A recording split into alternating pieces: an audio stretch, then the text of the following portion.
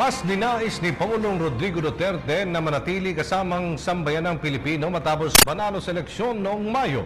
Ini sinabi ni Presidential Communications Secretary Martin Andanar kasunod ng hindi pagtungo ng Pangulo sa 11th Asia-Europe meeting na gaganapin sa Mongolia simula bukas Hulyo 15 hanggang 16. Sa halip magtungo doon, inatasan na lamang ni Pangulong Duterte si Foreign Affairs Secretary Perfecto Yasay na dumalo sa naturang pulong bilang kinatawan ng bansa. Ang taon ng pulong ay dadaluhan ng 53 leaders mula sa Asya at Europa.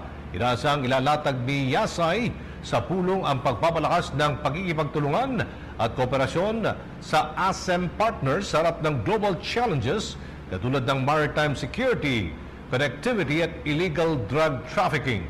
Tatalakayin rin ni Secretary Yasay ang prioridad at economic policies ng Duterte administration, pati na ang mapayapang solusyon sa usapin ng West Philippine Sea matapos ang UN ruling. Ako po si Cathy San Gabriel. Subscribe na sa PTV YouTube channel. I-click lang po ang subscribe button.